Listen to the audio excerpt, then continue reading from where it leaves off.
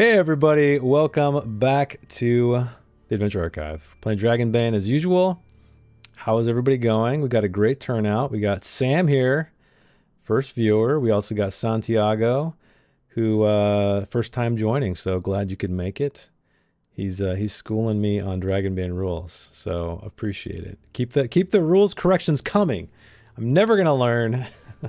I was just talking before stream that I probably should read the core rulebook all over again because it's been a long time. We got Mini Warmut here. Hello, newbie here. I've been following along. Get after it. Okay, well, we definitely will. And Bunny Cat Likes us here. The fantastic artist that submits often to Bestiary Boys. So, Joey may or may not be here. That's pending. So if he does decide to join, or he's able to join, it might be a minute for me to rejigger the windows, so if anything gets weird, that's why. But before we begin, thank you to all the people who make the stream possible. That is Patrick with the Dragonbane module, Andreas with the official Dragonbane soundtrack, and Noel as well. We're using some of his tunes. And you guys, thanks for watching, because if you weren't watching, I don't know if we'd be streaming. Anyway, I'll do a brief recap. And then we'll get going. So last time, you guys were in Stormhand's lair.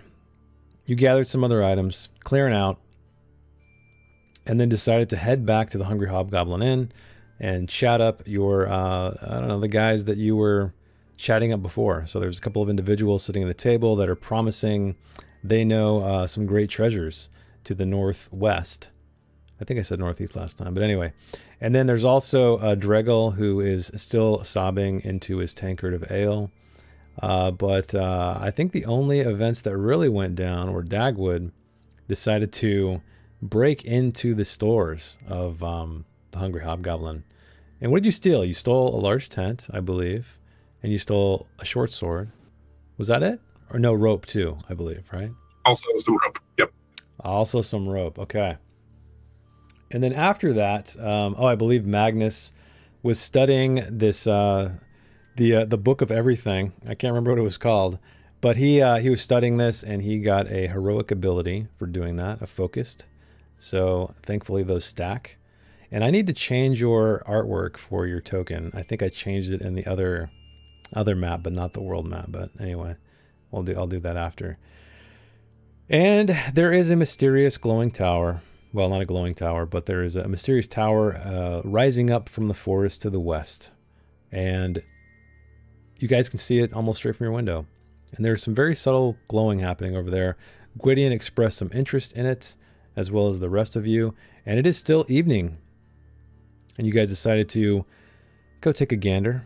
And as you were crossing the road after leaving the Hungry Hobgoblin, you found an old woman who was standing in the below the boughs of a tree in the shadows of the night. And she kind of hailed you over, asked for your help, said her husband is missing, that he became obsessed with the tower, presumably the same tower you're going toward. And he hasn't returned in some time. She also mentioned she lives in a cabin in a forest glade that's just north of here in the middle of the forest. But you guys pretty readily agreed to go check it out to see if you could find this man and if he's still at the tower and what's going on there. But if you guys want to do anything more before we begin, you're welcome to, because I think that's right when we ended.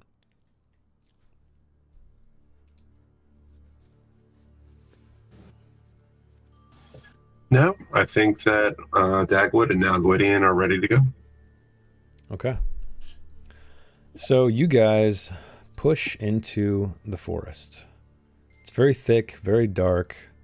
You try to, I guess, what's the marching order here?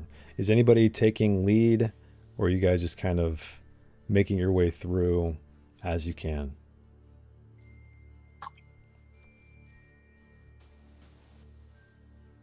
I think Dagwood can take the lead and just kind of scout ahead.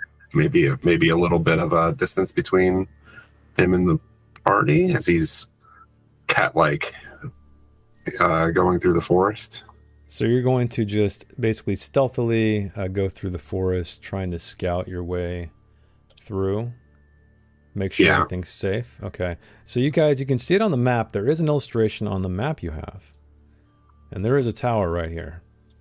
So that is where you're heading, directly to the west of the Hungry Hobgoblin. You make it there very shortly. It only takes about 10 or 15 minutes walk.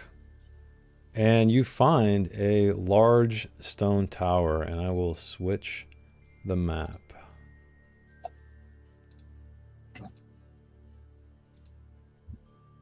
Activate this, and then bring your guys' tokens in. So... put you guys here. And... Dagwood. And Magnus. And Gwydion. And let me know if Gwydion's token is unavailable. Because you guys should all have control over it, I believe. But if not, let me know. So yeah, you guys walk into this glade. Yeah. Oh, go ahead. The game is paused, so I can't tell. Oh, shit. It is? It's not paused for me. Maybe it isn't now. It isn't now? Okay. So yeah, you guys come into this glade. You see this relatively not too large tower rising up past the forest. It's very old, covered in moss, and some of the stonework is chipping away. It's been weathered quite a bit. Some of the roots from the ground are growing up into it. But you see at the very top, as you look up, there are these small windows that there's just very subtle light coming from them, spilling out, kind of this weird, like, ethereal look to it. But yeah, you can see that coming from the very top level. And it looks like this tower is at least 2 stories tall. But everything's quiet. Nobody else is here. You don't hear any other sounds whatsoever. With the exception of just the, you know, sounds of the forest. Just to make sure, Magnus is going to kind of like bend over and dig his hands into the dirt. Mm-hmm. And I'm going to go ahead and use Root Network here. Oh, okay. Just to see if there's any other movement nearby. Okay. So just for the viewers... this is one of Magnus's special abilities. It allows him to sense movement and vibrations through underground root systems. Because he is now I don't even know what you'd be called, some kind of tree-kin hybrid. But anyway, so yeah, you... sapling. A sapling, there you go, I like it. So yeah, you dig your fingers into the ground and you try to concentrate on movement. Yeah, you definitely... feel subtle movement around you, surrounding you basically in the forest. The sounds of animals, most likely quadruped. You sense the vibration of tree boughs and things like that as maybe some birds land on it. But you do sense something kind of in the center of this tower. It's almost like a vibration is emanating out from the center. So there's some slight, very, very, very slight movement in the stonework itself.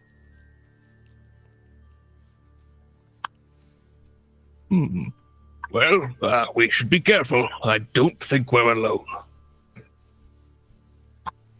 Yeah, I will say, though, that the movement at the center of the tower, it doesn't feel like... or you don't sense it to be like somebody walking around. It's just this strange, like, emanating constant thrum, I guess you could say. Okay. Is there an obvious entrance to the tower? Yeah, you can look around. So you approach from the east. So you're on the west side of the tower. Right now you don't see anything, but you're welcome to walk around the tower and investigate if you'd like. Okay. So you're doing that? Okay, you guys are making your way around the tower. And I cannot move. I'm sorry. I cannot move Gwydion's token. Oh, okay. Let me change his permissions here.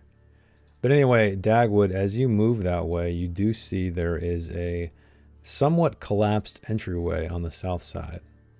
You could probably get in if you move some stones, but it's going to require that. Okay. Doesn't seem impossible.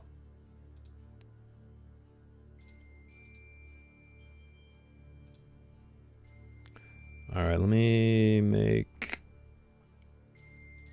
All right, I'm going to make you owner. Okay, let me know if you can control his token now. Yeah, okay, cool.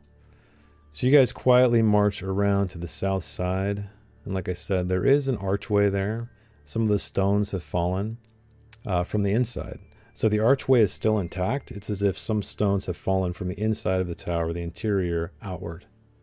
Maybe something on the inside has collapsed inward. That's what it appears to be anyway. They appear like they've been here for a while as well. I think Gwydion will come up and will say, well, let me see if I can move it. I don't know if that's his voice. It's the voice Joey uses. No, that's a good one. It's a good one. Okay, yeah. So if you can definitely do so, I'll say it's going to take a stretch of work. So a good like 15 minutes. And you guys are all able to help as well if you'd like to clear the way. Yeah, Magnus will help as well. Okay. So you guys all move to the south side under the archway. What is Brian doing? Is she helping too? Yeah. Yeah? Okay.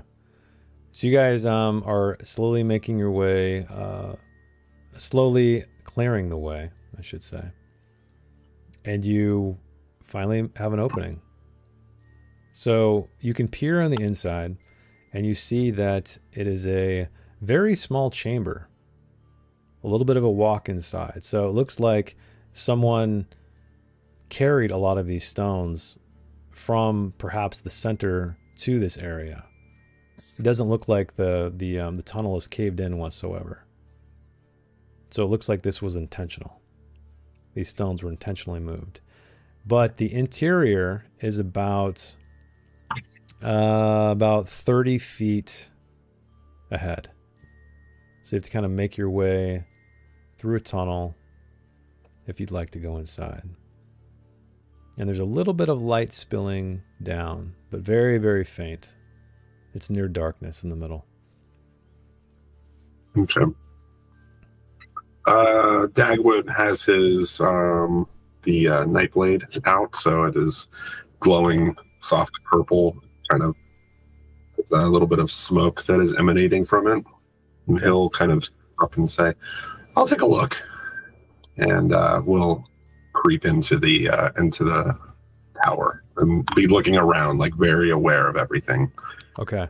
So is Dagwood himself just going in alone, or what's the plan?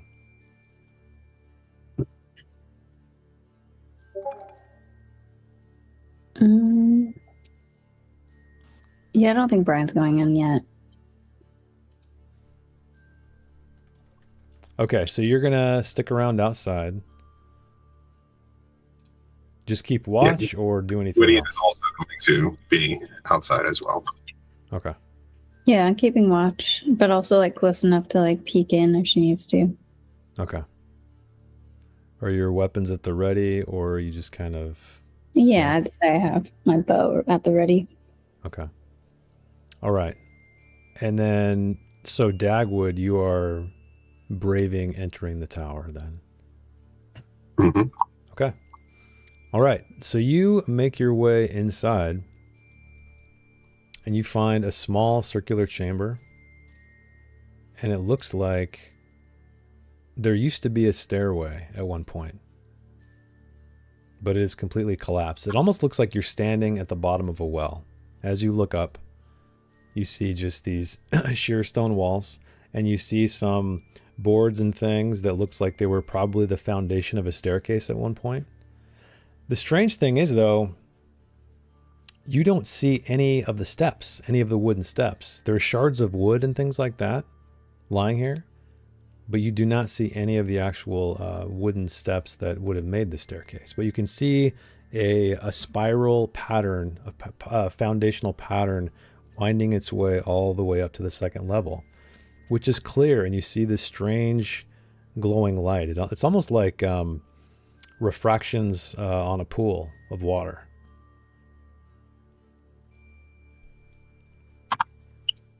Okay. So he carefully goes in. Oh. Yeah, he carefully goes in, and he kind of he's looking around very cautiously. Mm-hmm. He doesn't see anybody inside, but just this light that's like towards the top of the tower. Yeah. So yeah, you made your way through like about 20 or 30 feet of tunnel to this small central chamber, and yeah, I'll move you in, and like once we get to that part. So yeah, you walked your way in about 20 or 30 feet. You found yourself in a circular chamber that's not very large. And like I said, if you look up, you see the second level. It's open. You can see the roof of the tower above you, far to the top. And you can see that there was once possibly like a winding staircase, but now none of that is. You think you could probably climb it if you'd like to reach to that second level. And it's almost like there's a mezzanine level like around the top. So it looks to be, if you had to guess, that there's a larger chamber above you, as if there's a walkway kind of around the top of the tower. So imagine like the shape of a donut, and you're at the center of the donut, and then the outer part is most likely what lies at the top, based on your observations from seeing outside the tower and where you are now. Okay, so Dagwood will look back and kind of whisper down the tunnel back to the group and say, "There's no one inside. It's clear. I'm gonna try to climb up the tower and see what's up above."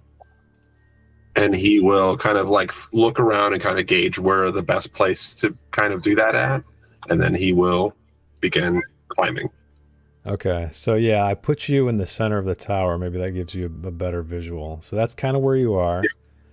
Yeah. And you can see that the diameter of this room is significantly smaller than the diameter of the full tower. So if you'd like to climb, I'm going to need an acrobatics check, please. It's very sheer. It looks like somebody tried to make it near impossible for someone to climb this wall, but you are very good at climbing, so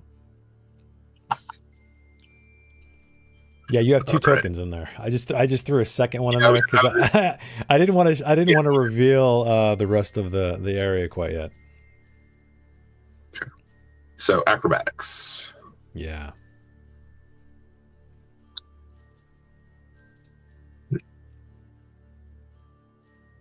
Oh my God! What?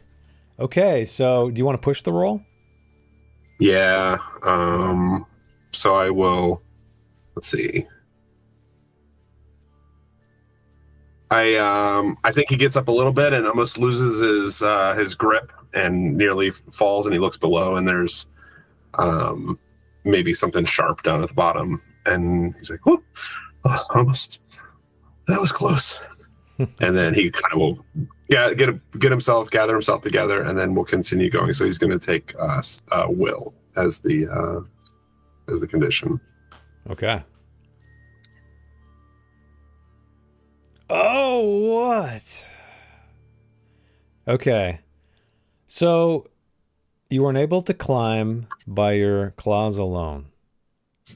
It's too sheer. It's too slick with some strange, I don't know, humidity, some moisture on the walls. But you do have other tools at your disposal. You have other party members at your disposal. So, yeah, if you'd like to attempt again. Yeah, he's very grateful that nobody was in the room with him to see him miss not be able to climb this as well as he knows he can. Or I'll tell you what, maybe what we can do is you make it to the top. You failed, but you made it to the top, but you suffer some damage. Maybe you cut yourself on some of the protruding stairs. So it's up to you. You can either have failed the roll completely and still be at the bottom, or if you want to take sort of a mixed success, let's say. Even though it's failure, you made it to the top, but you're going to suffer a little bit of damage. Okay. I think I would prefer to do that. I'll get up at the top, but maybe. All right, so I'm just going to roll a d6, and we'll see what that is. So 3 points of damage. Okay. And we'll just say, you cut up some of your arms and your paws maybe a little bit. But you make it to the top, Dagwood. And you climb up. Can I move you? Let me just delete this whole... Let me delete this whole thing here. So you make to the top and you pull yourself up over the edge. And the air is thick with this strange glowing fog. And you can see it dancing, these dancing dust motes. And you immediately breathe some in, trying to catch your breath after this arduous climb. And what I need you to do is, one second.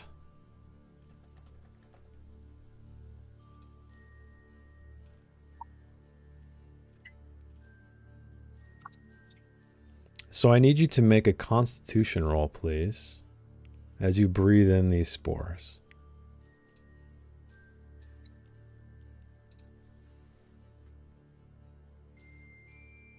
Oh, man. Okay.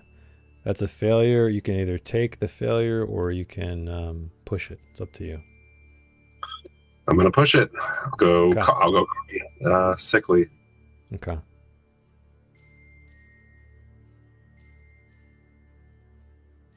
Oh, man, it's a fail. Okay.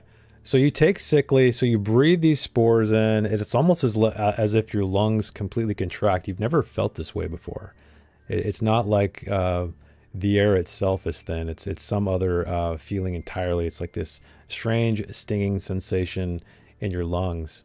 And you are going to, it kind of works its way up into your mind to where your mind is hazy. So you're also going to take the dazed condition. But you stand up there, gathering yourself, and you see there is fungal growth everywhere, and it's emanating light, the same light that you saw from the distance, looking through the top of the tower, coming through those very, very small openings. And you can see now, as you're standing up here, that there are windows along the tower, and they're all boarded up, though, or covered with, stones have been pushed up there, wood's been pushed up there. You also do see, you pull yourself up on a ring of staircases or stair steps. So it appears as if the stair steps have been pulled up here, hauled up here, and arranged in a circle around the opening that you just crawled out of.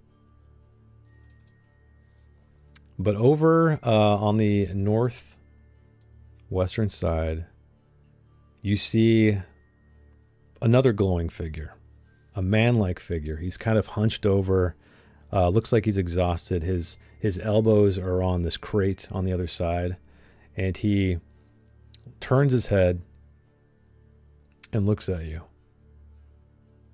And he looks like this.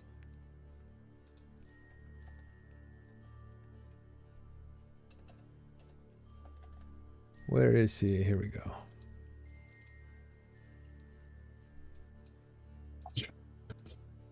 So you see this guy standing over there. Again, he's not standing this proud at this moment, but you do see a large axe that's glowing. You do see one of his arms that it's almost like weighing him down. It's covered in these mushroom-like fungal growths, and his eyes are glowing. He's an older man dressed in a tattered cloak, and he has this kind of wild gray hair and a wild gray beard. But he's squinting. It's like he's trying to make sense of you. He doesn't quite recognize you as a friend or foe, almost as an apparition, as a shadow, something like that. Mm-hmm. But he's kind of swaying on his feet slightly, leaning, and you can You can see him breathing. You can see these spore-like. It's very very similar to all the spore dust that's around you, coming out of his nostrils with every breath. Okay. So with one hand, I'm going to pull up like a handkerchief or something to kind of cover my mouth and my nose. And with the other, I'm going to shrug off my pack and pull the rope out of it. And I'm just like, my eyes are on him, but I'm doing things while that's happening. I'm not saying anything because he hasn't said anything to me yet. And why don't you roll me a sleight of hand while you do these actions? Because right now he seems kind of confused, unaware that you're even there. Right. Even though you are a big cat. Yeah. Sleight of hand. Man, the rolls tonight. That's 5 fails in a row. Wow. You're roll. You know, if we were playing a roll high D20 game, you'd be killing it right now. Yeah.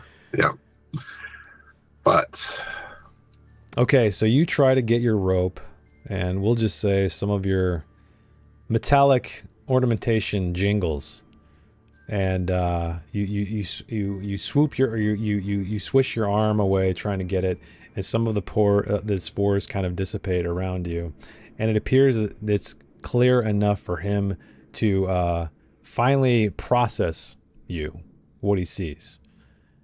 And he stands up, he assumes the posture you see in this image right now, and he starts to slowly, step after step, boom, boom, coming toward you around this this opening here. So he's slowly making his way around the edge. I'm going to slowly match his... You're going to slowly? You're going to be circling? Okay, I like it. Yeah, I will circle the opposite way.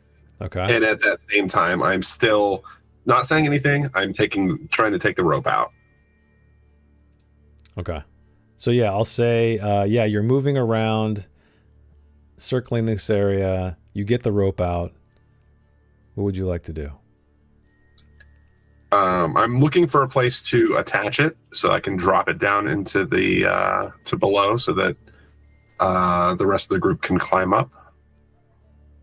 Okay. So you're going to be doing this while you're moving? Yeah. Okay. So as I'm moving, I'm kind of maybe creating a loop that I can pull through, and I'm like eyes on him, continuing to circle, but I'm looking for a place to secure the rope. So there's there's plenty of stones and things like that around that you spot that you could tie this to, but you're going to have to stop to do that. So yeah. And at that point, I'll stop. I'll do it, and then I will stand up and I will hand on my dagger. Yeah. So what's gonna have to happen is you can roll me a sleight of hand to get this rope tied successfully. But otherwise, if you fail, he's going to make it to you.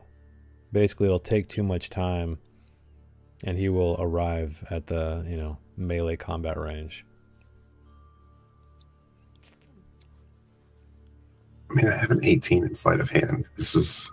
I know, you gotta do it, right? There we go. A 3 is success. So you successfully tie this rope to a jutting piece of stonework before he makes his way to you. He appears as if he's picking up his pace, though. But yeah, you have the rope secured. Okay. So one hand on my dagger, I will hold out my hand like in a stopping motion. Mm-hmm. And I'll say, hold it right there, stranger. Don't take another step. And I'll say it loudly so that it kind of maybe echoes down below so that the rest of the group can hear. Okay. So you're going to say it loud enough for intending for your party members to hear it. Okay. Yeah. Why don't you roll me let's see here.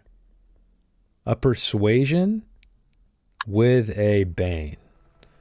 And while you're doing that, while you're shouting this down, Brian and Magnus, you hear the voice of Dagwood echoing down the tunnel out of the tower, saying those words. Hold it right there, I think he said, more or less. Uh-oh. Okay, so you succeeded with an 11. Well, actually, I'll pause there. Brian and Magnus, is there anything you want to do in response to that before we get to the result of Dagwood's persuasion? Does it sound like he's talking to us or somebody else? How did you, Dagwood, did you say it? Do you think Dagwood is somewhat frightened? Do you think he's a kind of a fearless, commanding voice? Like, how do you think it sounded?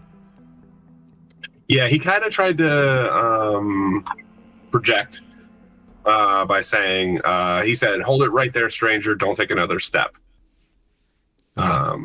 So try to make it clear that it's not him.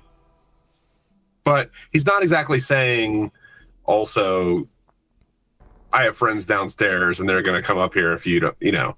I'm still giving the element of, I'm still possibly alone. Yeah. I just wanted to see like how they might perceive it. Do they perceive it as like you're threatened, or like in a hold it right there, stranger? Yeah, my voice is weird. It's so high pitched. I guess you wouldn't be able to tell. Yeah, so those are the words you hear, Brian and Magnus. If you had to guess, though, he's trying to stop someone's approach for sure. He's not talking to you. Doesn't seem to be talking to a friendly person he found at the top of this tower, let's say. Okay. And we saw a rope drop down? Is that right? Well, you guys are not on the inside, so you did not see anything. Oh, it was on the inside. Okay. Yeah, you guys are on the outside. Remember, there's a 20 to 30 foot tunnel, right? Hallway into the center of where Dagwood went. So you can peer into the entryway now that you've uncovered all the stones, but it's a little bit of a walk to get in the middle. Okay. If it sounds like he's talking to a third party, then Brian will probably start heading in and encourage Gwydion to as well. Okay. All right, so Gwydion is going to go in the center. I'll just throw you guys in there. You'll be able to see everything, but I think you can see everything anyway. Man, it's weird. I can't. Yeah, I couldn't move into the center. You know what's weird is normally I can do that. There's a wall, which is why you can't. But the strange thing is the GM. Normally I can do that. But what I'm gonna do is move you guys into the middle. So yeah, you guys all make your way through the tunnel, and you can hear the shuffle of feet above you. There's some dust trickling down.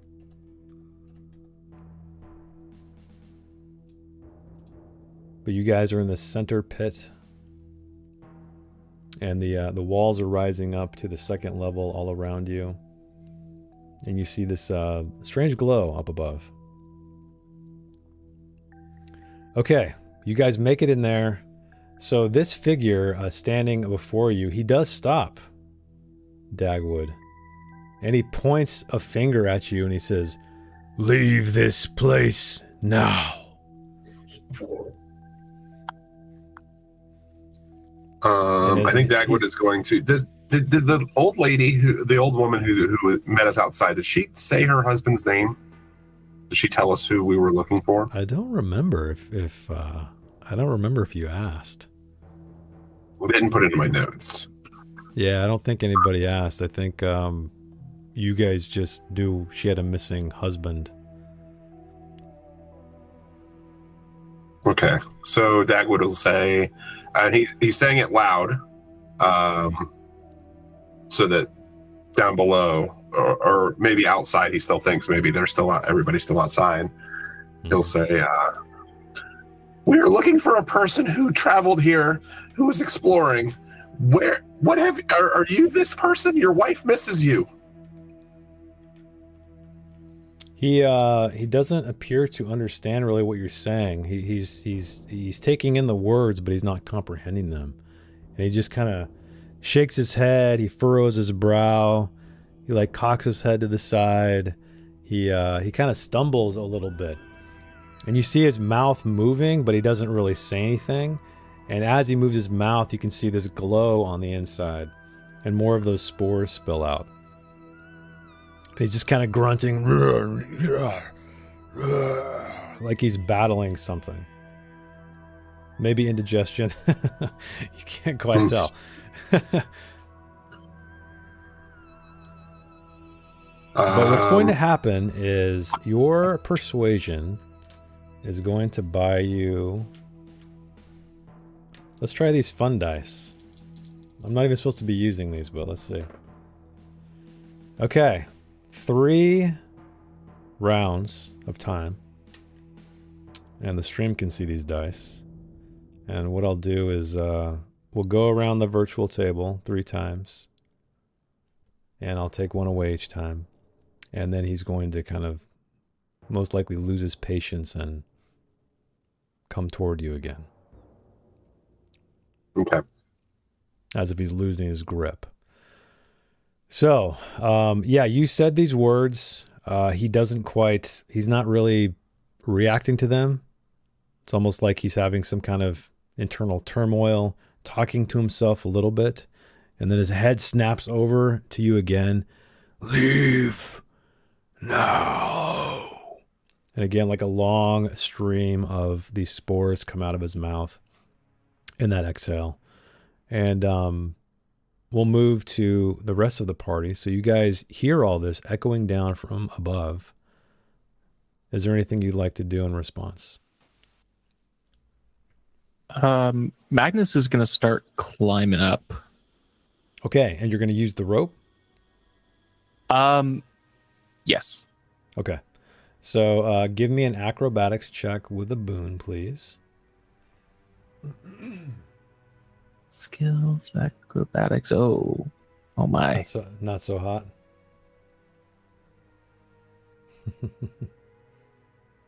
Oh, 1 away. Whoa! Look at that. A 5 though. 2 5s. I thought you were going to. Do it. Oh man. And that was even with you got a boon, right? You rolled 2. Yep. Yeah. Damn. Okay.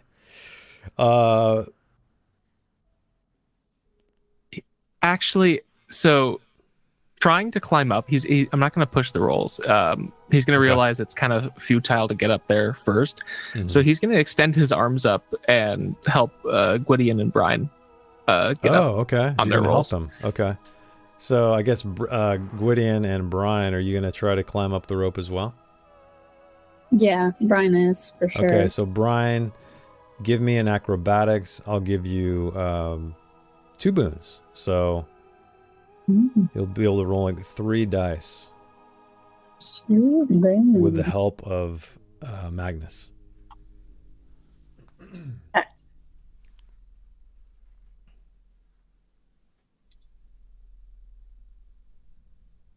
Okay, just barely, right? You got that 2.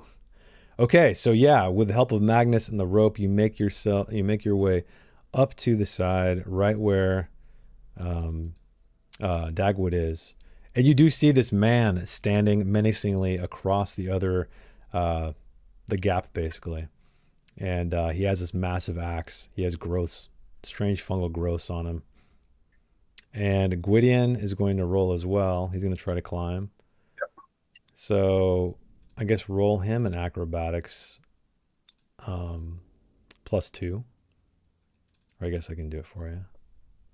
Ooh, his acrobatics is terrible. Oof, okay. Let's see if he can do it. Oh man, he does it. Wow, holy crap. Okay, so nice. Gwydion climbs his way to the top, fully armored. Magnus is down below. So that will be 1 more. So there's 2 more. So you see this guy, he's kind of grunting. It's almost like a bull getting ready to charge at you guys. He keeps changing hands with this massive battle axe, kind of stepping forward. What would you guys like to do now?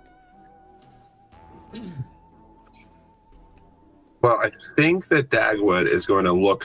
His eyes are going to roll over to Gwydion and Brian. He's going to say, "Cover your mouth and your nose. The air isn't good up here." Oh yeah, I forgot to do that. I'll let you tell them that so they can mitigate this roll. So if you guys do have items, do you have anything that you can kind of cover your nose and mouth with? Brian has our headscarf. She'll maybe Take drop that it off and do it? Okay. Yeah. Does Gwydion have anything on his concept art? Let's see. Um, I'm looking at his token to it see is if a he's got shirt anything. underneath his armor. Yeah. So maybe he pulls his shirt up. Yeah, I'll say you guys still have to make the roll, but you get a boon because of your coverings.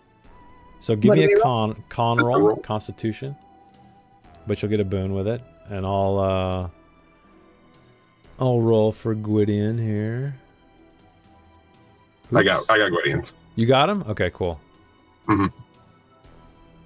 And they both succeeded. Okay, so you guys do not inhale any of these spores. You do see them just swirling around you like a strange ethereal fog. But yeah, you guys are all up there now. Magnus is still down at the bottom, unfortunately. But he can always attempt to climb again, if he'd like. With this turn, just because I just spoke, can I say something else? Yeah. The guy. I'll say the question. speech was like a free action. Okay, I'm going to ask him something else. I'm going to say, "You want us to leave? Is that a warning or a threat?" He looks at you like And, he's like- trying to process the words again, and he just says, "Leave now." It's almost like the walls are shaking. These strange fungal growths around you are trembling, and more of the spores are being released. And he takes one step forward, just a little bit. What about Brian, Gwydion, and Magnus? What would you like to do? This is the second round.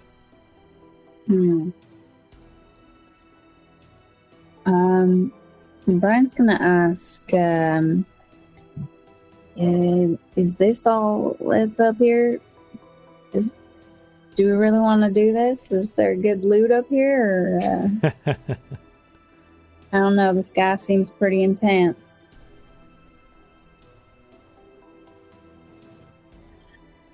I haven't gotten a chance to look around yet. This guy was the first person I saw, and like some of the spores, I inhaled some of them. So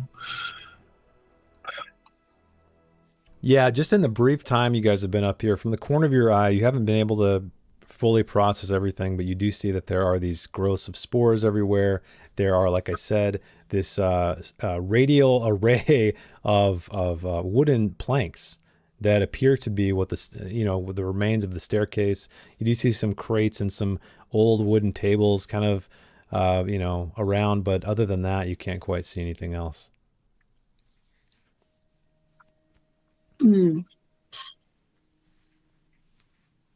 So even if we do get loot here, it's going to be covered in spores. Do you guys really want spore loot? I guess that What's axe going is on up pretty there? Yeah, Magnus, you just hear spore loot and snippets of dialogue. So I guess there's a Brian, man that's made out of mushrooms.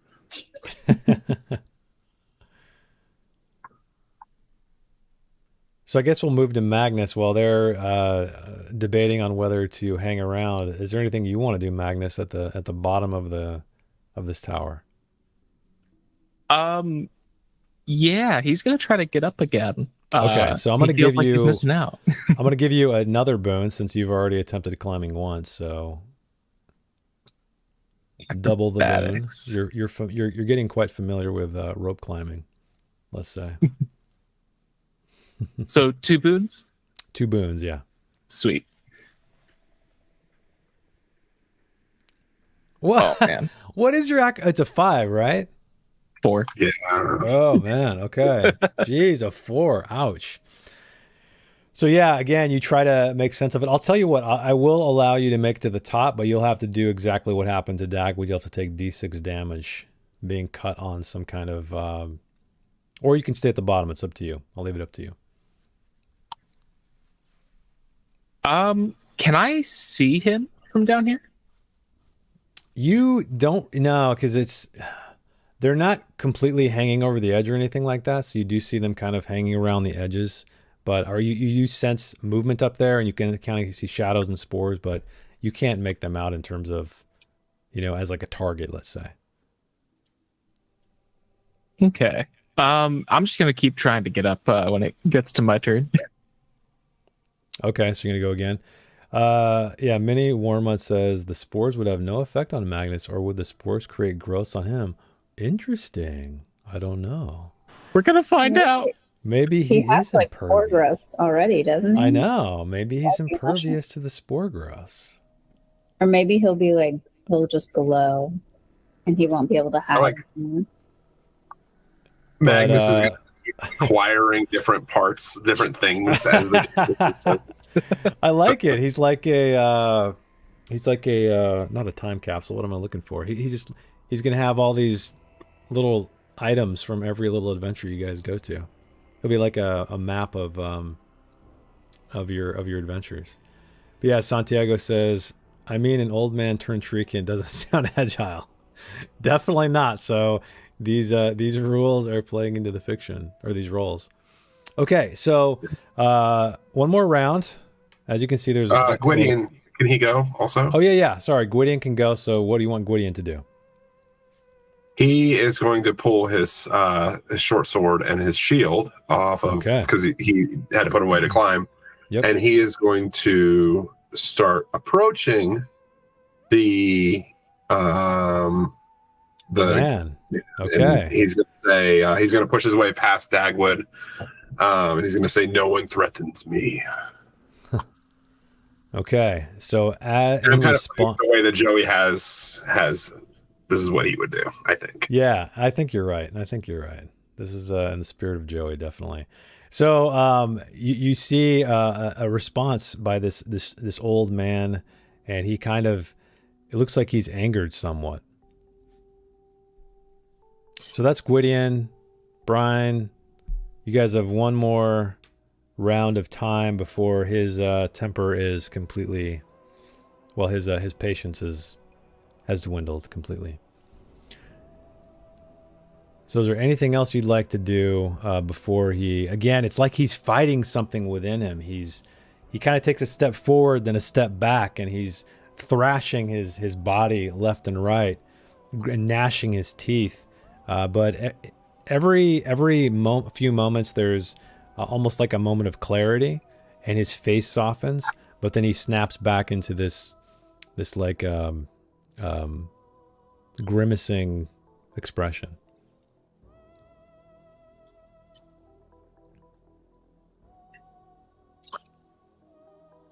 So just since we're at the new one, I'm going to have Gwydion go again. Just the beginning of it. Yeah. He's going to continue like stalking over to where this guy is standing. Okay. I want him to get like all the way up to him, and he has his face covered and his shield. He's just kind of peeking over his shield, and he's kind of going to put himself like in that kind of position. Okay, you kind of stomp through the spores and kick some more up, but you are protected by your little kerchief thing, I guess, whatever he's got. Yeah. Okay, so you are in melee range. This gentleman, he swirls around on you. He turns around quickly. His full focus on Gwydion right now, and you see both of his hands grab this axe. So that's Gwydion.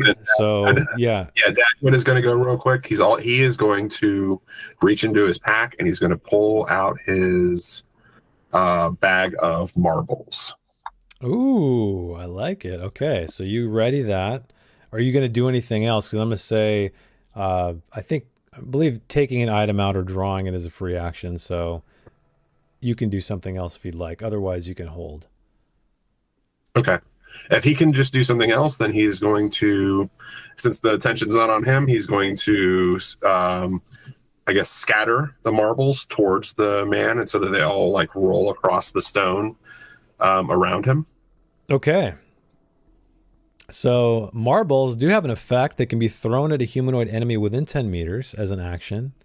And then it says, next turn, the enemy must make an evade roll, not an action, in order to move. Okay. Interesting. I like it. Cool. All right. And he's definitely within 10 meters, right? It's got to be. Oh, yeah. If not, he'll move. 5 meters away.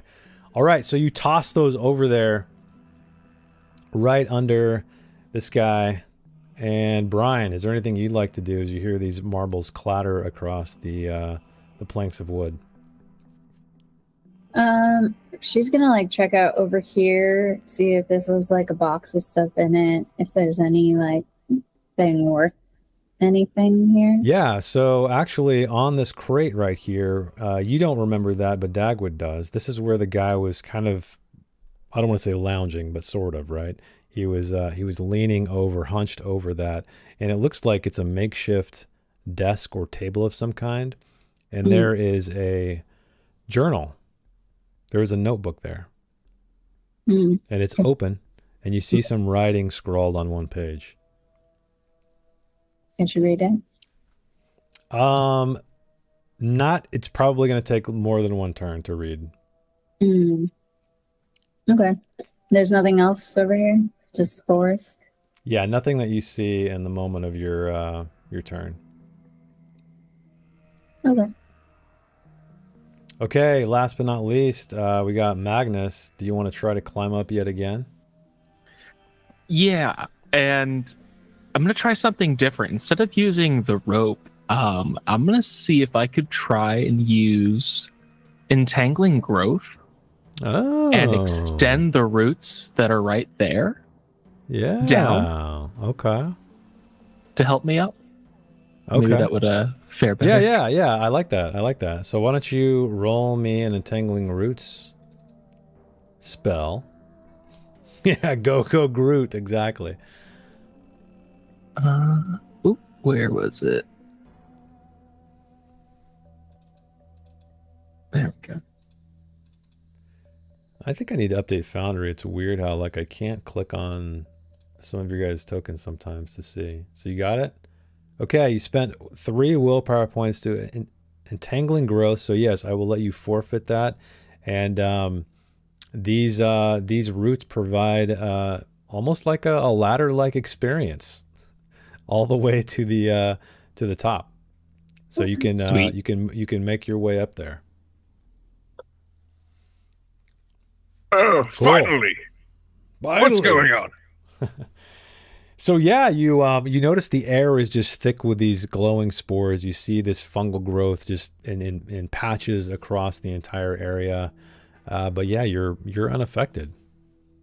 You see the rest of your companions covering their mouths with scarves or bits of clothing, but you feel okay, strangely enough. Maybe you're so tall. You're like almost 8 feet tall, right? So, or 7 feet tall, something like that. All right, now you're up here. Everybody's gone. This guy is losing his cool completely. So I'm going to put everybody into combat, because that's what's going to happen next. You guys, of course, are always free to run. Okay. I need some better tunes. Some more upbeat tunes here. What are those? Let's see.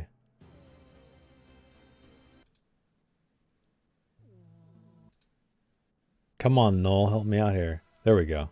That sounds good. That sounds epic.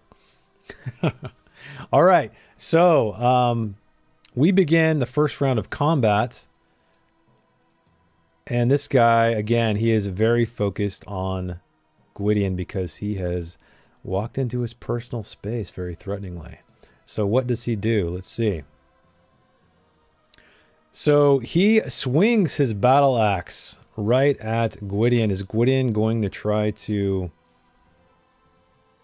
evade?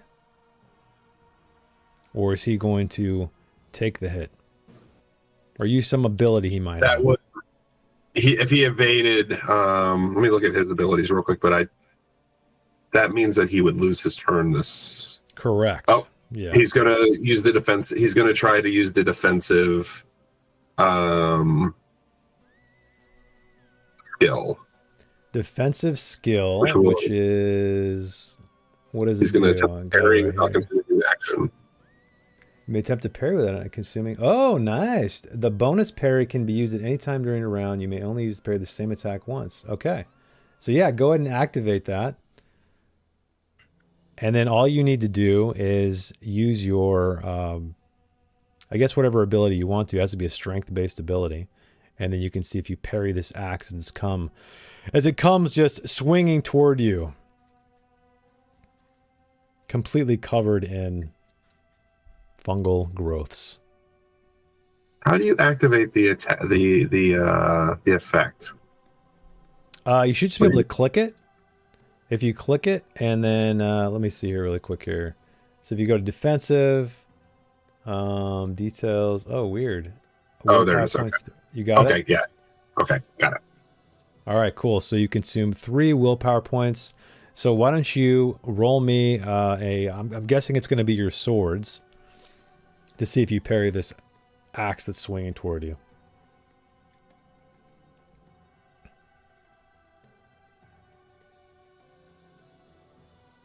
Success. Okay, so you guys meet steel and a metallic ring, well, a metallic sound, a clash rings out, but he manages to block this mighty axe blade. And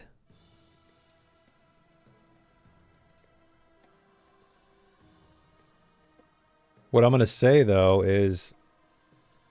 So even though you block the main damage, there's an explosion of spores upon the impact of these weapons.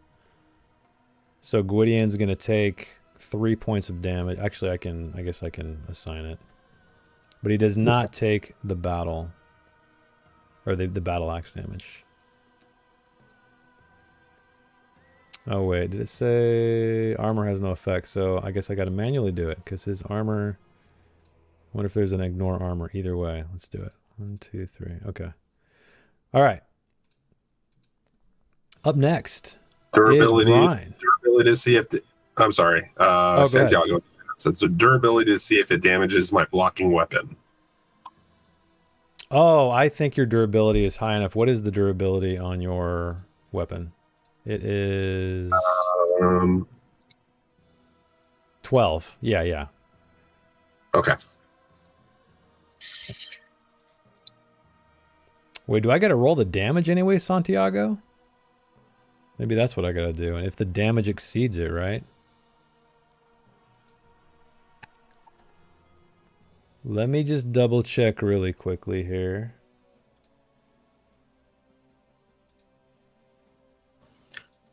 Also, don't forget you can move after parrying too. Oh, that's right. I don't think. Or you can move the enemy. Want to, right?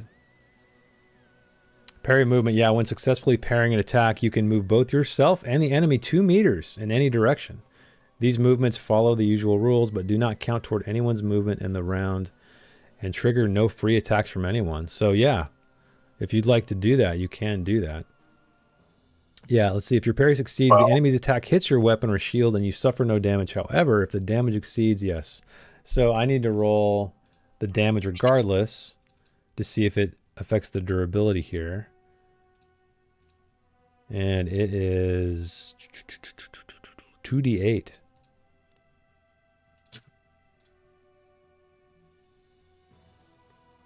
Okay, just barely. So 11. So the durability is 12. I know. He doesn't need another. Yeah, so thanks, Santiago, for reminding us. Glad you could join us to remind me of the rules. It helps a lot. Okay, so do you want to move at all now? As stated by the rules, you can move up to 2 meters, and it doesn't create a An attack of a free attack. Almost use the How would 5e it work if terminology. I'm trying to push him off the edge of the? Oh, you're trying to knock him over the edge.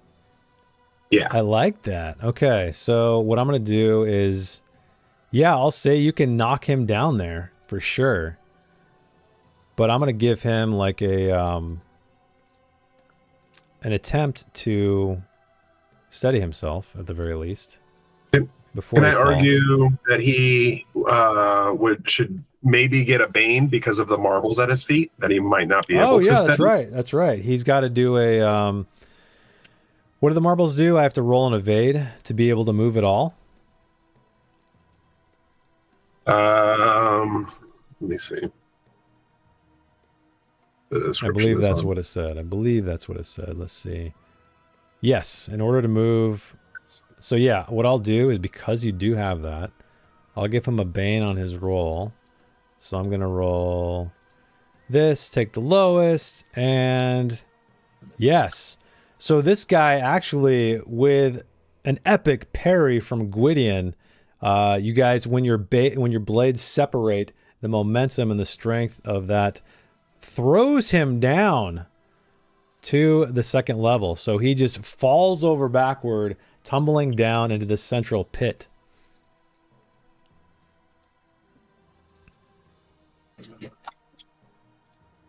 That's awesome.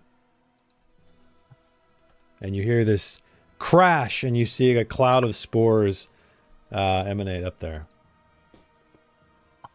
So let's see. D6s, half the height of the fall. Okay.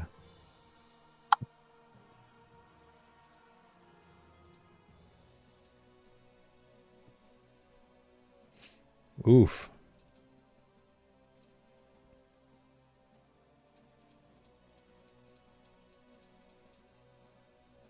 All right, while that's going on, it is now Dagwood's turn. As you see this old spore-covered man tumble to the bottom. I think it's Brian's turn. Oh, it is? Did I miss somebody? Oh, yeah, you're right. Shit, I did. Brian, what would you like to do? So that guy just fell down. Yeah, you saw he was swinging this axe. Gwydion brought up his sword to parry, and then the momentum just shoved him over the edge. He kind of he tripped up on Dagwood's marbles. Okay. I guess I'll come over here and see how he's doing. Yeah, he's on the ground. You see him splayed out. He's kind of trying to gather himself, but he's not on his feet yet. Okay. I'll try to put a little arrow in him. Okay. So because he's down, you will get a boon on your attack. Okay.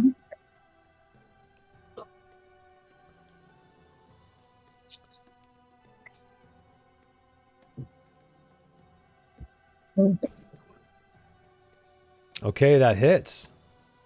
Once you roll that damage. Okay.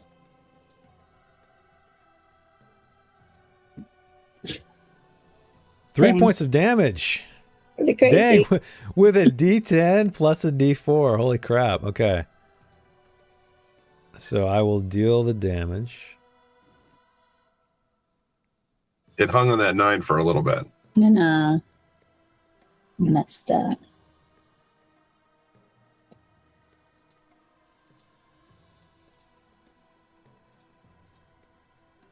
Okay.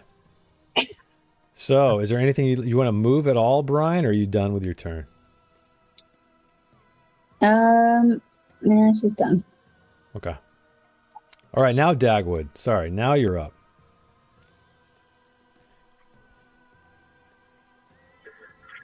Okay, so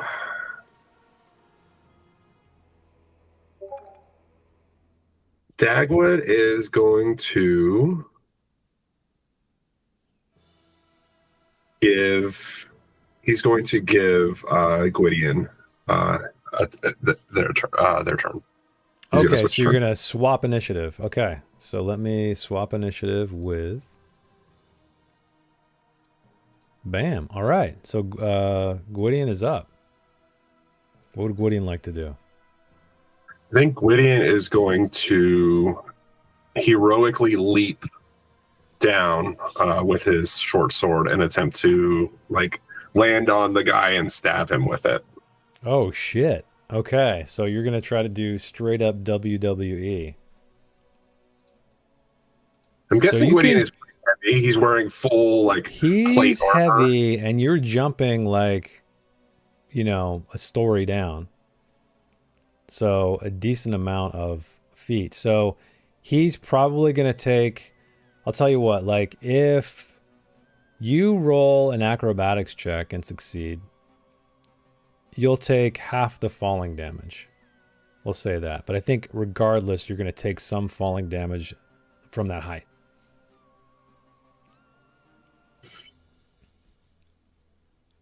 You said athletics?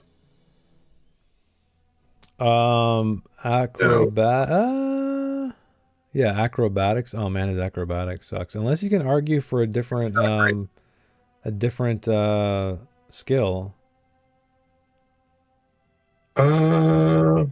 Could I argue for if he's putting all of his effort into coming down with his blade, like stomping, could I argue for strength? Like he is like using his strength to kind of, he knows that he's going to try and smash this guy and stab him.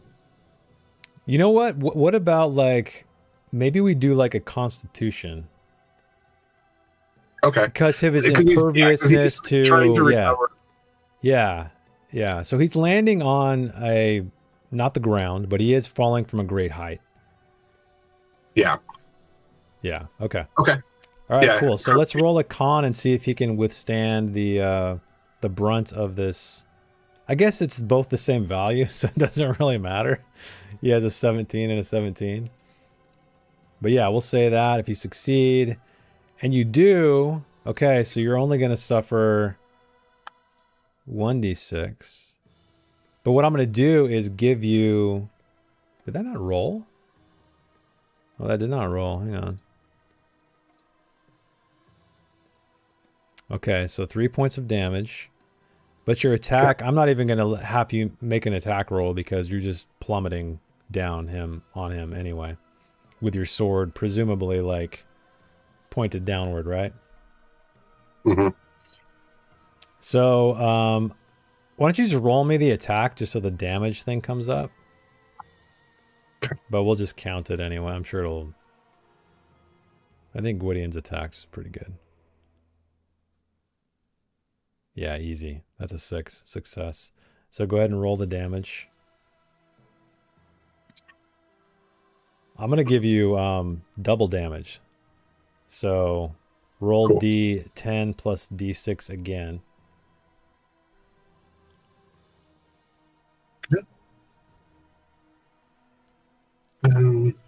Okay, so here's the D10. Oh shit, a 10. And then the D6. Oof. Okay, so that's 14, so 18 total.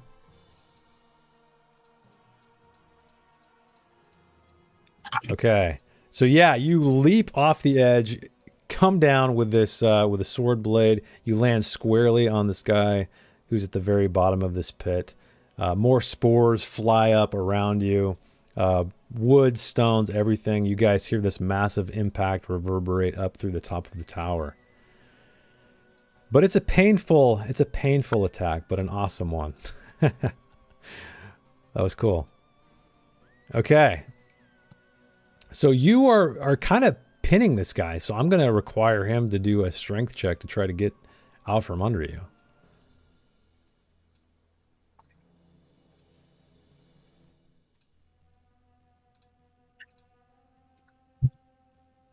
Okay, so he manages to weasel his way out from under you and stands up. But that is all he can do. That is his turn. Which brings us to Magnus. What do you want to do, Magnus, as all this chaos this is going on around you, man? It's like a wrestling match in here. It's crazy. So Magnus is going to pull up the folding chair that's been hiding I love it. under his branches. So Gwydion is now off of him, right? Yeah, so this guy kind of shrugged him off. He like pushes him off, and Gwydion stumbles back with a sword in his hand, and the guy gets to his feet. That's good. Because I'm going to use Lightning Flash. Oh, shit. And hopefully zap him. I got to look at Lightning Flash here. Where's Lightning Flash? Let's see. Why can't I click on this stuff? Why don't you describe it for the rest of the class? What exactly happens? Oh, I should have read that further. Oh, oh no. You didn't read your spell before you used it? Whoops. So I call down a flash of lightning from the sky. If that spell is cast successfully, the target takes 2d6. The lightning flash then continues to another random target within 2 meters of the target, inflicting 2d4. Now, is there any note in there about you being indoors? Because you are indoors. Indoors, the willpower cost is doubled. Okay, so you are indoors. So make sure you use power level 1. So just make sure to subtract another amount of willpower. But yeah, I guess explain exactly what this looks like, Magnus, as you call lightning forth from the heavens. The moisture between the bricks is going to start to crackle. And this flash of light is going to kind of form in the center of the tower above the hole. And from that lightning is going to strike down. Shit. Okay. So it strikes down, impacts this guy. Go ahead and roll the damage. He does not see this coming. Poor Gwydion, though, is right there. So I don't think there's any randomness to roll for. Okay, so that's 8 points of damage. Does it say that the secondary bolt, it costs the same amount of damage? Is that what it says? It's 2d4. Okay, so why don't you roll 2d4, and we'll see how much Gwydion suffers. I'm assuming armor has no effect, or does it say? 4 points of damage. I do not believe metal armor has an effect. Okay, yeah. So then, yeah, if you could subtract, you got it, Matt? Okay. All right, cool. So yeah, it's like a chain lightning. It comes down, explodes off of this this mushroom man, but then fragments off into Gwydion, who gets zapped as well. Yeah, this is sorry about that. All right. Last but not least, Dagwood, you're up. Oh yeah, metal armor has no effect according to Santiago. Thanks, man. Okay, so Dagwood is going to he's going to pull out his other dagger, the midnight dagger. Okay. And he's going to he's going to get right to the edge, and he's going to try to throw it down at this at the spore guy. Okay, I'm going to give you, I believe you should get one, because you're on higher ground. I don't know if there's a higher ground rule in here, but I'm going to give you a boon to your attack roll, since he's kind of like, it's like shooting fish in a barrel at this point. But Santiago, let me know.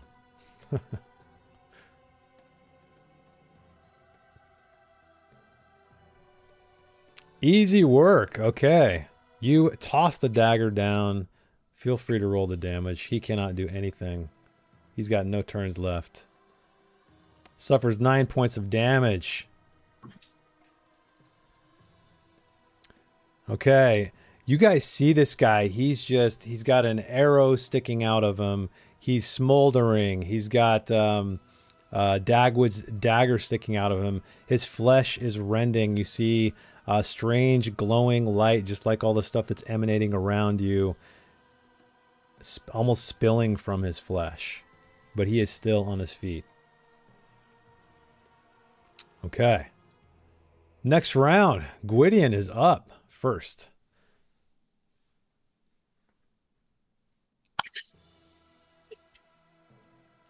Okay. Gwydion is going to attack. Okay. So let me get his sheet up.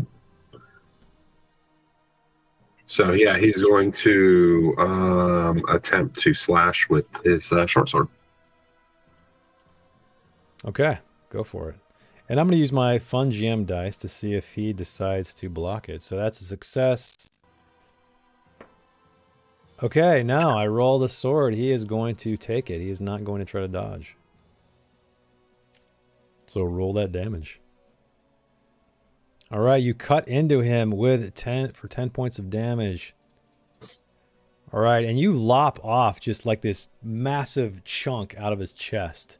It kind of spills over, like you don't completely cut it off, and so it's almost like peeling down. But you can see just his ribs and everything's just completely infected with these spores. Okay, yeah, he was wondering like beforehand, this might be the guy that they were looking for. Yeah. By some strange spore, fungus, virus type thing. And so a thought crossed Gwydion's mind, like, is he worth saving? Can we save him? And then seeing how like just saturated with these spores, like that thought goes away immediately. Yeah. He's like, no, this guy is past the point of saving. Well, I also remember Joey telling me that his weakness is violence, right? I believe. It is. Weakness? Yeah, he's violent, and the way he told me it works, at least he envisions it to work, is that it's not that he's drawn to violence, but once violence has begun, he can't. It's hard for him to pull back. So it totally makes sense at this point. Oh, okay. Okay, so Gwydion's turn is over. Right, unless you want to this guy's face. Yeah, exactly. That brings us back to Dagwood on the second level.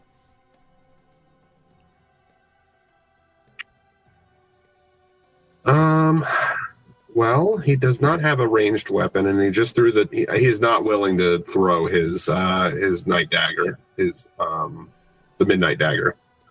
So, looking around, he sees the windows that are in this tower all around, and they're all blocked. Right? There's nothing that's open. They're kind of boarded up, and it looks like things have been put in place, debris and rocks and boards and stuff to cover them up. Yeah.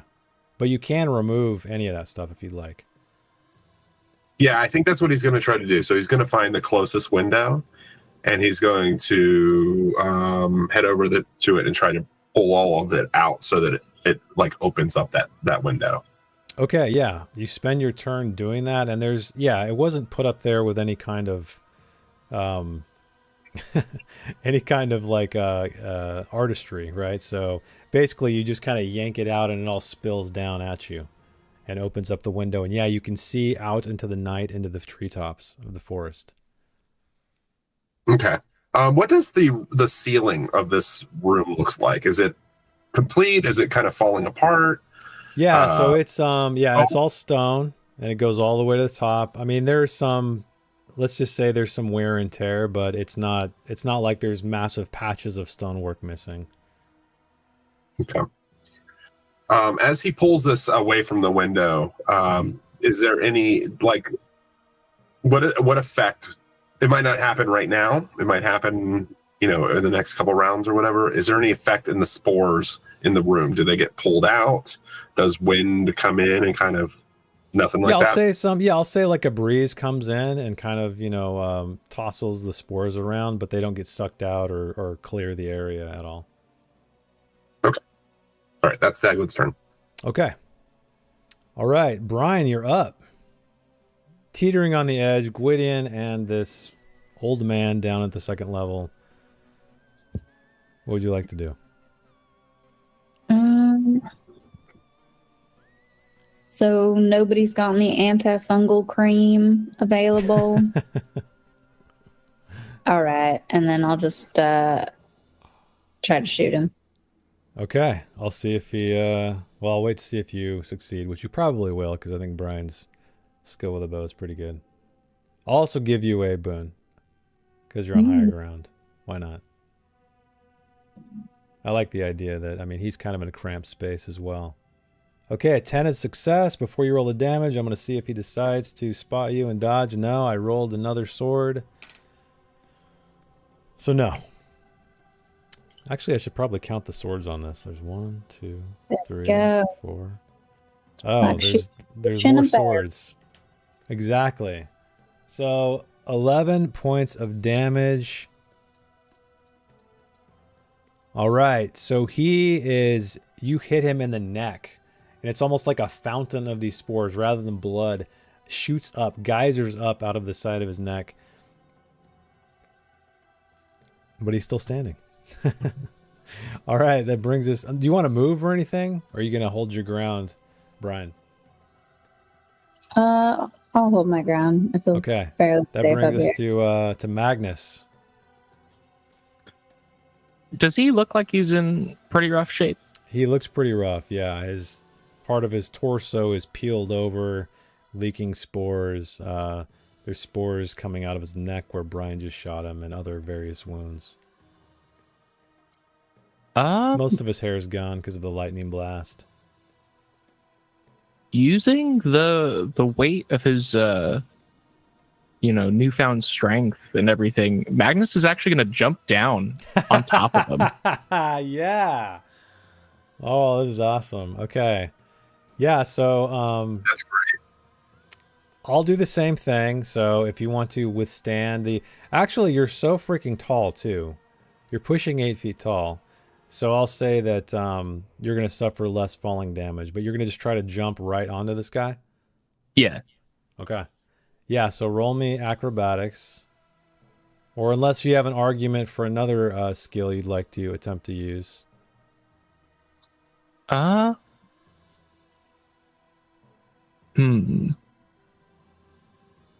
Since I'm falling, could I potentially use strength? Because I'm using my weight? Well, it's more about targeting his position. Oh. Yeah, it's more about like trying to land right on top of him. Because he could be, all this is happening simultaneously, so he could happen to step out of the way just as you drop down. But I'm going to give you a boon anyway. But I know your acrobatics isn't so hot, right? No, it's terrible. Oh, what? Look at that, a 3. Okay. The mighty tree man leaps off the edge. Explain to me what happens here. What are you trying to do? So yeah, he jumps down and he's just gonna full on elbow straight down. We're going full WWE. Like the people's elbow? Is that what you're doing right now? Okay. All right. Geez, what would the damage on this be? You're a big you're a big tree boy. Let's say 2d8, but then plus, let's just give him the fall damage on top of that. So 2d6, 2d8, and we'll see what that is. It's probably going to be a lot. Oh gosh. Yes. Okay. So how does this elbow end this this creature, this man? This thing? It goes straight down, and he's got some very bony, pointy elbows. He's made of bark. Straight down into the crevice of his chest, and he just explodes. I picture like a pumpkin or something. So yeah, you land on him, you split him entirely in half. His rib cage opens up. These spores just shoot out absolutely everywhere. Again, geysering up like a fountain up to the second level before cascading down in a very fine dust. And yeah, he's gone. Let me remove the rest of his hit points. Well, That was light work. All right. Yeah, Magnus looks at you. I think as he's splitting apart and all these spores are going, he's going to reach out and just pluck the axe from his grasp, and he's going to say, "It was awesome." So, Gwydion, you pluck this axe from his grasp, and it starts to change shape the second you touch it. And it forms into the shape of a sword. It is, however, still coated with this strange fungal growth that was on the axe, but in real time, it morphs into this other shape.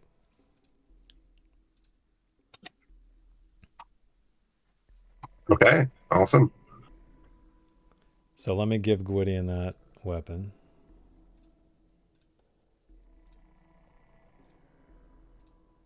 What are the rest of you doing as the spores trickle down and Gwydion takes the axe?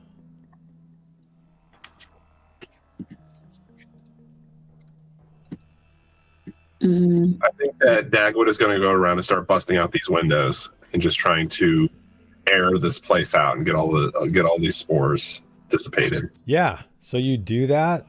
Yeah, you take some time. I'll just say it takes like about a stretch of time. You're going around removing all the debris from all of these windows. Yeah, the clean night air rushes in.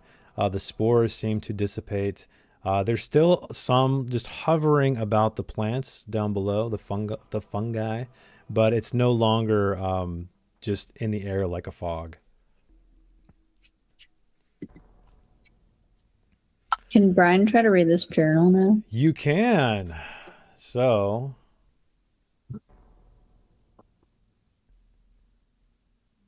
let me grab it for you because I have an item.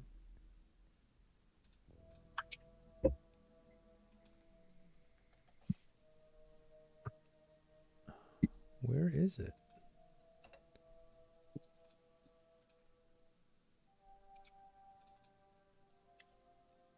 Okay. So, can I give this to you? I don't think I can give this to you, can I? Let's see here. Let me add you to configure ownership. I will make Brian owner.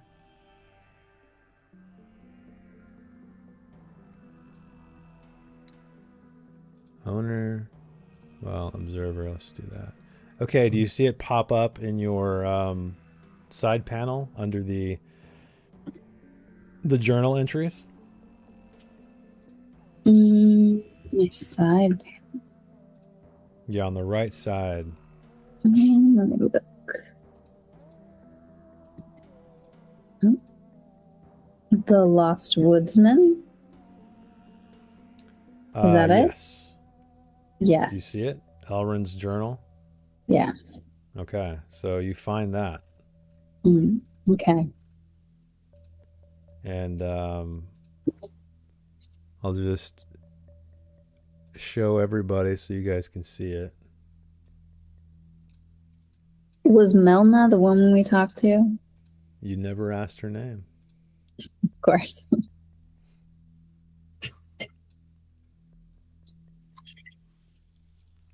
Oh, interesting. The lights were shining before he got there, so it was the mushrooms that were already there. So I guess I'll read it for people watching or listening, since I'm not sure if you guys can see it. So this is a journal, and it's a sequence of day 1 through 10. However, some days are skipped. Can I scale this down in any way? No, I guess you can't read it. So day 1, it reads, "Strange lights from the old tower again tonight.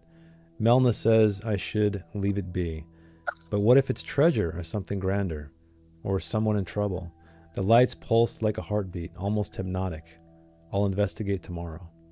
And then day 3 reads, "Found the tower entrance overgrown, but managed to get inside. The lights come from mushrooms. Never seen their like. They glow with such beautiful colors that shift and dance. Spent hours just watching them. There's something wonderful here." And then day 5 reads, "The mushrooms sing to me now. Sweet whispers in a language I don't know but somehow understand. They showed me visions today. A red-robed mage by a pond, summoning creatures of earth and flame. The same mage who seeks the keys to some great gate. The mushrooms know all secrets of this cursed forest. And then day 8 reads, can't leave, won't leave.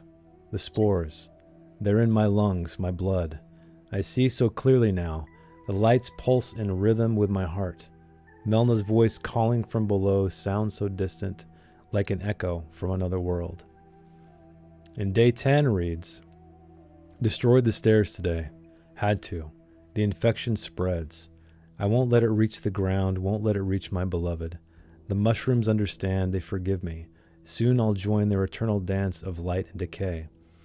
And the next paragraph is kind of torn. There's part of it missing. But what you can read is, Melna, my heart, forgive me. Remember our special place. There I have, and then the rest of it is kind of obscured because it's been torn away.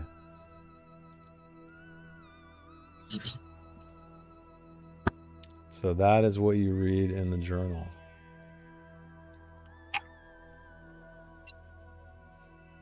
I'm afraid we just killed someone's husband.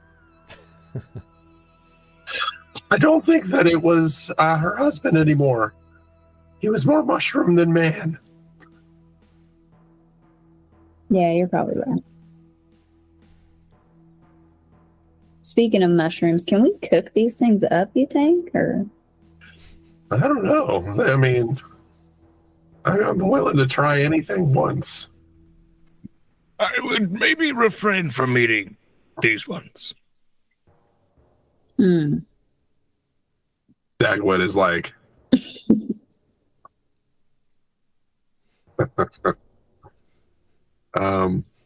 he looks over at Brian and says, well, if we do, we should probably cook them first, at least. Yeah, you're probably right. And he is going to pull out a torch and light it. Okay. So you're on the upper level. You light your torch. Yep, all the windows are open, so that there's a little bit of there's more more fresh air or a way for it all to escape. And he's going to set the torch down against one of the little this group of mushrooms and see the effect. Do they burn? Yeah. So you bring the torch down and they start to wither and burn, sizzle and hiss. Yeah, they completely start dissipating entirely. How do they smell? Delicious. No, it doesn't smell good. Not at all. Jason doesn't. Nothing smells delicious. Yeah, I don't also like mushrooms anyway. So. Well, these are I mean, you guys breathing the spores in was not so healthy, so it's like a stinkier version of that, you know. Okay. But yeah, you burn them away, and the spores are gone. Yeah. He'll go, well, if we can't eat them, we might as well burn them. We can't let them hurt anyone else. If in case anybody else wanders here back into the tower.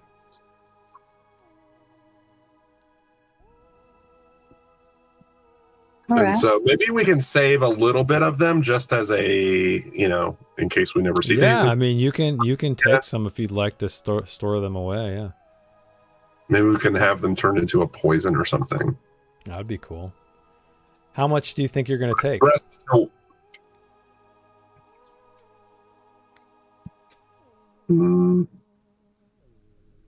don't know. Did he have a bag up here? Any type of carrying?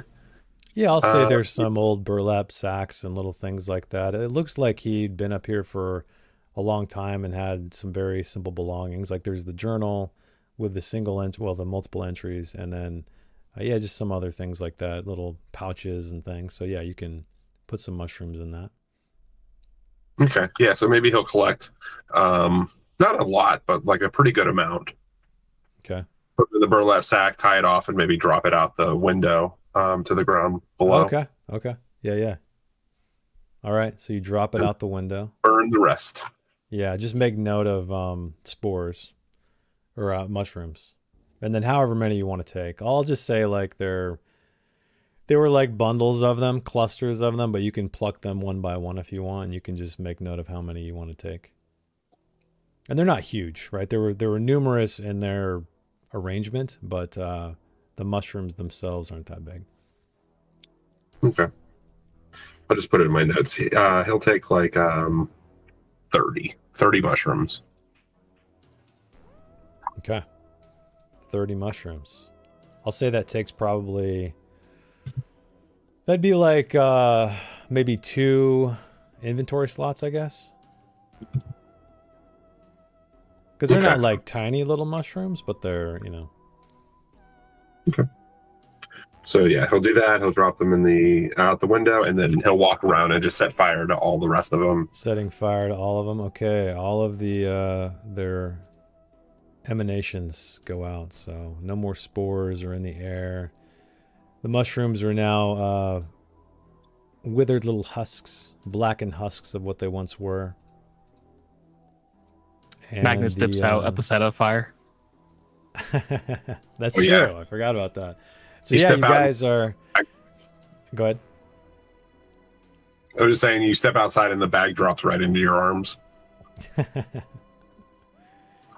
So you guys looking around anywhere else, climbing down, investigating anything, or are you just heading right out? Brian will look around that top area and see if there's anything fun. Yeah, you kind of same with Dagwood. like around. Just you're gonna. So why don't Dagwood and Brian roll me a spot hidden? Okay.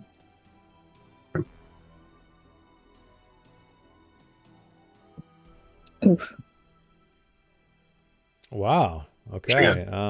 Yeah, you guys kind of sift around for things, but don't really find anything of value other than some dust and some debris, with the exception of the little bags and things that were left up here, of which Dagwood took a couple, I guess. And we can bring the journal entry, his journal, back to his wife, so at least we tell her how valiantly he fought before we killed him. Yeah, and he's laying down there still. He is wearing armor. I don't know if you want to investigate the body or anything like that, but it's up to you. Yeah, Gwydion can take a look at the body and see if maybe there's a ring or some sort of memento that maybe has or that he can bring back. Yeah, so Gwydion examines this guy thoroughly, what he can, what's left of him. The one thing he finds of note, so first and foremost, he's wearing leather armor that's still kind of intact. It is also encrusted with, it's leather armor, still encrusted with fungus. But the strangest thing he notices, well, the most interesting thing he notices is his finger, his ring finger. There's a pale mark where a ring used to be. Ooh. But no ring. I'll call up and say, "Did you find a ring up there? Looks like the mushroom man was wearing one at some point. Maybe he took it off." No, we didn't find anything. Can we retry our search with knowing that we're looking for something specific? Yeah, I mean, if you want to, I guess, explain to me exactly where you'll be searching, then I don't require a roll. It's basically rolls happen when you just kind of generally search, like I want to search the room. But if you tell me like I want to open this drawer and look inside, I wouldn't make you roll. Dagwood would probably go over where he was originally sitting, where the journal kind of was. That area so seemed like over here, a camp over there. Yeah. So yeah, you investigate closely, and you notice that this table, this crate, this makeshift desk he had. You peer down. There's some gaps in the very top, and you peer down, and you see something glinting down below, as if it's fallen through these cracks. Okay, he looks over and sees as Brian is looking. I don't know. Look over there. See if maybe he dropped something over on that side of the room. Okay. But let me know if you find any snacks. He'll fish out the ring. So it's not a ring, actually. So you're able to pry some of the wood planks up to see down below, and you see a pile of gold sitting there at the bottom. He looks back at Brian again. You're awfully quiet over there. Did you find any snacks? No. Just looking for that ring. But he might have been over on that side of the room, and he indicates over here. There. And I'm not going to require persuasion or anything because you're technically not lying. You did not find any snacks. He will start pulling some of the gold out. Okay. You pull the gold out. Yeah, you count 15 pieces of gold. No, you can. I mean, you're kind of leaning over. Again, this is kind of a crate that's, I don't know, maybe waist level-ish. So you're kind of reaching down there. You're back to the rest of the party, who's above on the second level anyway. But yeah, you find 15 gold pieces that are just kind of scattered at the very bottom as if they slip through. Covered in dust. Yeah. Forgotten. He will call out, "Oh, I found some gold. It looks like there's 10 pieces." And he will drop the other 5 into his coin pouch. Oh, wow. Great. Yeah, we'll have to split this up. Is this like Go ahead. Is this like a bookshelf? It's just like it looks like an old ladder that's mostly broken, like an old wooden ladder. Half a ladder, pretty much, leaning up against the wall. Okay. Not a bookshelf, though.